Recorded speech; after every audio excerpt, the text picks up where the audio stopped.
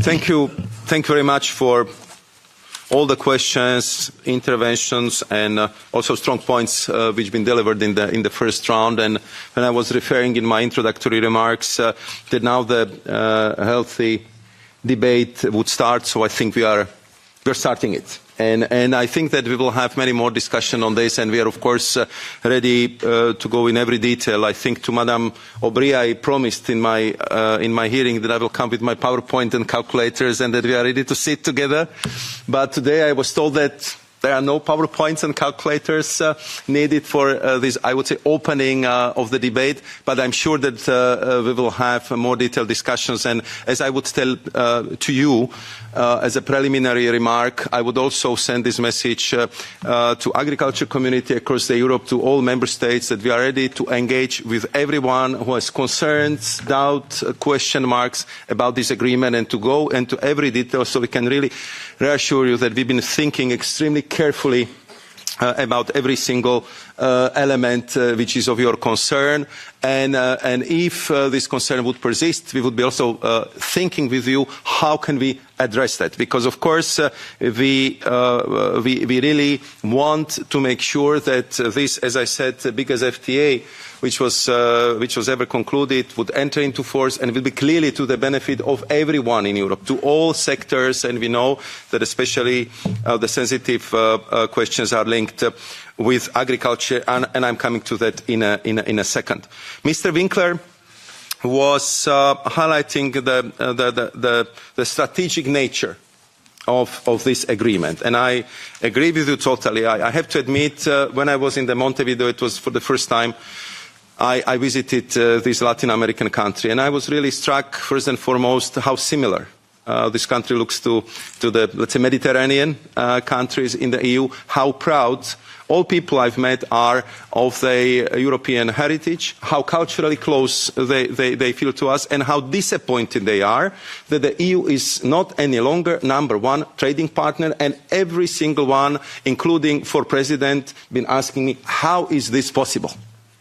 How could we lost that primary dominant position as a major trading partner with the countries which are so close to us, and they want to be even closer with us, especially in what's happening in geopolitics and geoeconomics of today.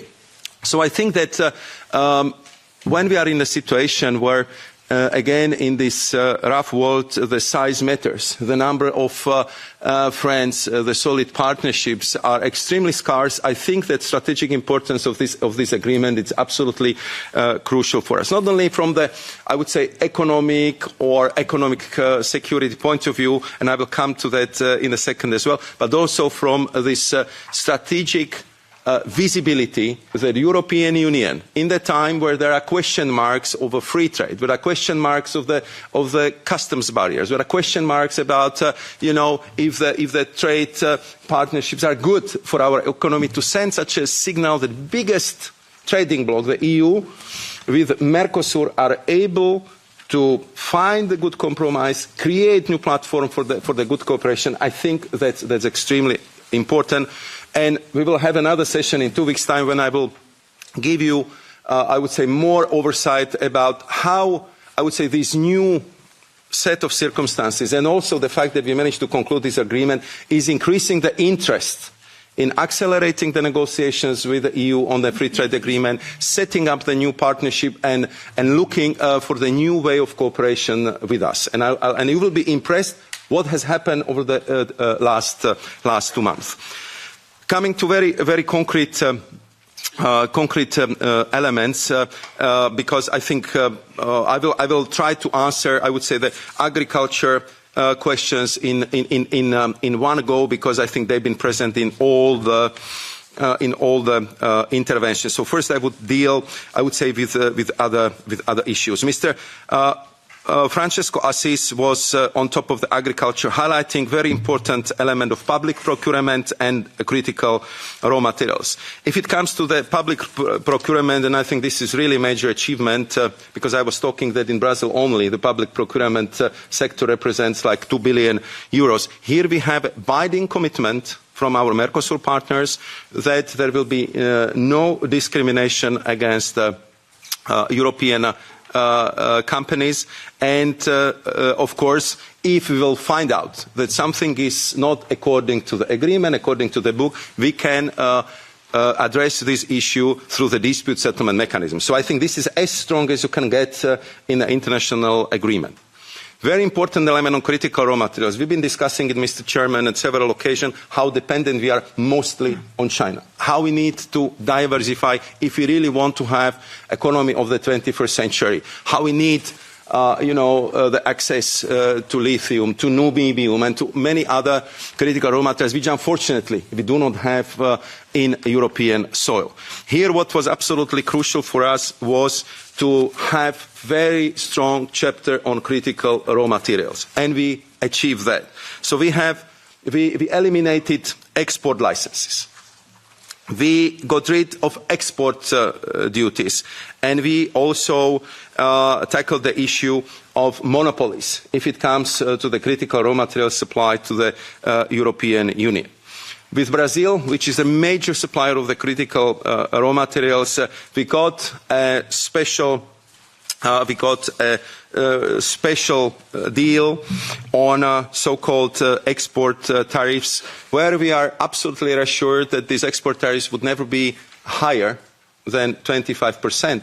But if it comes to any other deal they would have with any other country or any other sale of the critical raw materials, the export duties for Europeans would always have to be half of that. So let's say there is the export duty for some other country of 14%. For Europe, it could be maximum 7%.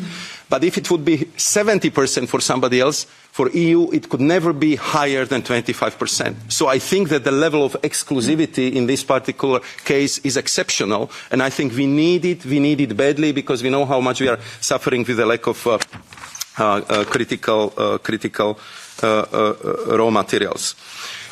And then I think if I would also look at the elements of the social chapter, trade sustainability chapter, all this I think we included in a very strong way in our agreement, and we have very clear mechanisms which we know been working in the previous occasions where we had to discuss several similar issues like that, for example with Korea or Colombia, if I'm not mistaken, and it works well. If you allow me now to deal with the questions of agriculture. First and foremost, with many of you, we've been attending together different dialogues with agriculture. As you know, for the last year of the previous Commission, I was responsible for the Green Deal, and of course, this was of a great interest and concern of our farmers community across the European Union. And I had many meetings with our farmers, with the big farms, small farms, organic farms, family farms, and I feel for our partners, and I take their concerns extremely seriously. And I know that they had very tough years. And I know that also the level of reporting, level of administrative burden made it very difficult for them, that we imposed very, very high standards on our farmers. And I can also reassure you, and we'll be, I think, in 2 weeks' time together with the Commissioner responsible for agriculture, Christoph Hansen, again in front of you, this time I think in Agri Committee, where we will discuss this, and I think the date is already set for the 30th of January, and we can go through all the elements, what we as a Commission want to put in the strategic vision. We would like to inform you how we want to reduce administrative burden, and how we want to make sure that we, from one side, are pushing, of course, our partners to trade with us on higher and higher standards, but also to make sure that the burden for our farmers will go from that level to that comparable level, because I think that these two things have to go in parallel, and we'll be making very strong case for that. Elaborating on this deal and agriculture, as you know, and I'm coming to the comments of Mr. Mariani, we are agri-food export superpower.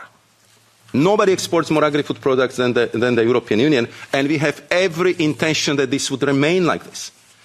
We are very proud of our farmers, and we are very proud that we have such a strong position if it comes to the agri-food products. If you look at the 2023, we've been exporting 228 billion of euros of agri-food products. We had record level in a trade surplus in agri-food products by 70 billion euros. And we want to keep it that way. We want to make sure that our farmers would be competitive. But what is the problem of our exports in the third countries? First and foremost, very often these are very high barriers, sometimes prohibitive, sometimes totally blocking the possibility for export. So just to give you the idea how is it in Mercosur, olive oil, 10%, malt, 14%, wine, 35%, beverages other than wine, 35%, chocolates, 20%. And we are going to get rid of that. So I believe that this is increasing the opportunities for our agri-food exports. And on top of it, we've been extremely consistent and very firm on making sure that our GIs will be protected. So there will be not the wines like a champagne or like a Conte cheese or imitation of something. No. This would be the finest European products, well protected, sold at upmarket, and there is a huge interest for these high quality products coming from Europe, and most of them from France and Italy, which are known for having the highest numbers of these finest products. So these are the opportunities. What of course are the concerns, and I'll be very honest on that as well, because we've been looking on what this effect might be on our agriculture, and I think that if when we've been preparing for these negotiations, we've been looking not only on what this agreement will bring to the position and situation of our farmers. We've been looking at all FTA agreements, because this is what you asked me also in the hearing.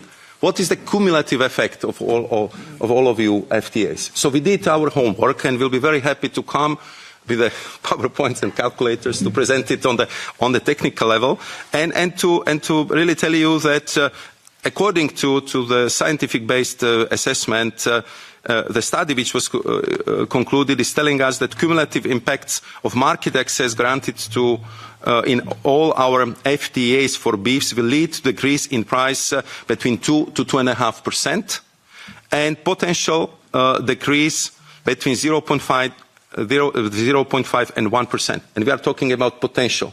So I'm not hiding that it might lead to decrease of 2 to 2.5% if it comes to price, or decrease in production between the 0.5 and 1%.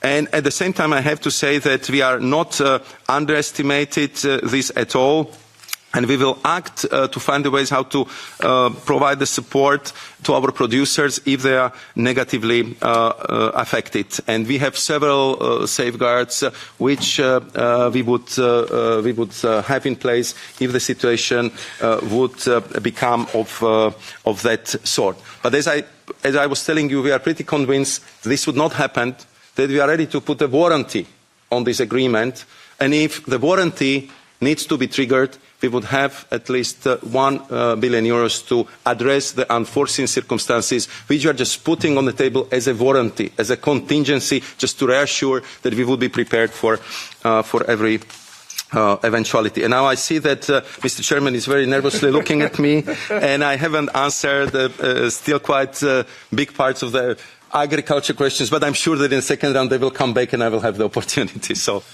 thank you.